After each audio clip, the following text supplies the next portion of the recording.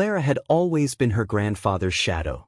While the other kids played in the yard, Clara followed Grandpa Henry through his cluttered garage workshop, where he fixed antique radios, sketched in leather-bound journals, and told stories about a time before truth had rules. The map was a mystery. Yellowed edges. Ink smudged with age. It showed no towns, no highways, just a dense forest marked by a single trail. At the center, an X with 2 words beneath it. Forgive me. For years, she kept it hidden in a box under her bed, unsure if it was part of one of his stories, or something much more real. The day after Henry's funeral, Clara's mother tossed boxes of his belongings into the attic. Clara, now 18 and numb with grief, climbed into the crawlspace to retrieve the only thing she ever truly wanted, the map. That night, she couldn't sleep. Something about the map pulsed in her hands, like it was calling her. Beckoning. Her grandpa gave her an old map. What she found changed everything. When Clara was just 10 years old, her grandfather handed her a faded, hand-drawn map wrapped in wax paper. One day, he whispered, "You'll understand what this is. But promise me, don't follow it until I'm gone." He died 8 years later. And when Clara finally opened the map on her 18th birthday, what she discovered sent her down a path that would uncover a decades-old secret, one that someone in town was desperate to keep buried. The map led north far into the forests outside of Fairhaven, a forgotten stretch of land bordering a state park. Clara packed light, a backpack, flashlight, protein bars, a notebook, and the map. She didn't tell her mom where she was going. By noon the next day, she was 20 miles from the nearest gas station. Cell service vanished after mile 8. Trees thickened. The temperature dropped. And the trail on the map, it was real. It began behind an old, rotting fence marked with a rusted horseshoe nailed to a tree. Just like the map. Her heart raced. This was no fantasy. Grandpa had left her something. Something hidden. Something he could only entrust to her. Hours passed. The sun began to dip. Shadows stretched long and jagged. Then she saw it. A stone marker. Carved crudely with the letters, Henry Morgan. Her grandfather's initials. And beside it? A metal box, half buried beneath leaves. Her hands trembled as she opened it. Inside, a single photo, a cassette tape, and a folded page torn from a journal. The photo showed 2 children, a boy and a girl about 6 years old, sitting in front of a white farmhouse. The boy had Henry's eyes. On the back, summer, 1952. Me and Thomas. Clara returned home at dusk the next day, the cassette clutched like a lifeline. She rummaged through her mom's storage until she found an old stereo with a tape deck. The sound was grainy. Her grandfather's voice, older, softer, filled the room. "If you're hearing this, I'm already gone.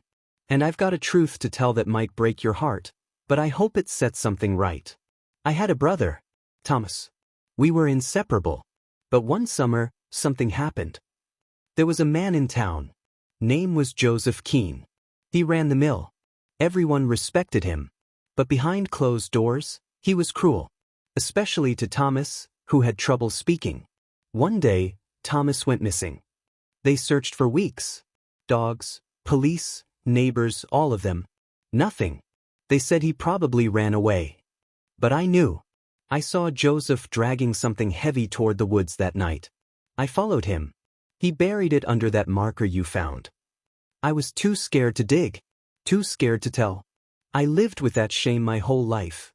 Clara's hands were shaking. They never found Thomas. Never even looked in the right place. Joseph died decades ago, but he got to live a full life. Thomas didn't, and it's my fault. So I ask you, Clara, please, find what I couldn't. Do what I was too afraid to do. Forgive me. Silence. The next day, Clara went back to the woods, this time with a shovel. The soil near the stone marker was dense, but not impossible. Every strike of the shovel echoed like thunder in her ears. 30 minutes passed. An hour. Then the hollow thunk of metal. She froze. Clara knelt and cleared the dirt with her hands. A small wooden box, sealed with nails. She pried it open. Inside were fragments of a child's shirt, a rusted tin toy, and bones small, fragile, unmistakably human. Her stomach turned. Her vision blurred. But she didn't scream. She couldn't. Because beneath the horror was clarity. She called the authorities. A week later, the remains were confirmed to be a male child, approximately 6 to 8 years old. Cause of death, blunt force trauma. DNA was inconclusive. But Clara didn't need proof. She knew. The story went viral. Granddaughter uncovers 70-year-old cold case, read the headlines. Local papers interviewed her. The town reopened investigations long buried. But as reporters flooded her inbox and podcasts asked for interviews, Clara did what no one expected. She released everything, the tape, the journal page, the map to the public. She said she wasn't a hero. Just a granddaughter honoring a promise. Weeks later, a woman showed up at Clara's door. She was in her late 70s. Hands shaking. Eyes brimming with tears. I think I'm your great-aunt, she whispered. Her name was Sarah Keene. Joseph Keene's daughter. I remember Thomas. My father was cruel to him. I always suspected, but I was too young to understand. I want to help however I can. I want to make this right. That night, Clara sat by the window, watching the wind move through the trees. Her grandfather's shame, her family's burden, the truth long hidden, all of it had led to this moment. The map hadn't led to treasure. It led to justice. Some truths sleep in silence. Some maps don't lead to riches but to reckonings. And sometimes, the greatest gift a person can leave behind is the chance to right a wrong they could never fix themselves. Clara didn't just uncover a grave. She uncovered the truth. And in doing so, she became the ending to a story that had been waiting a lifetime to be told.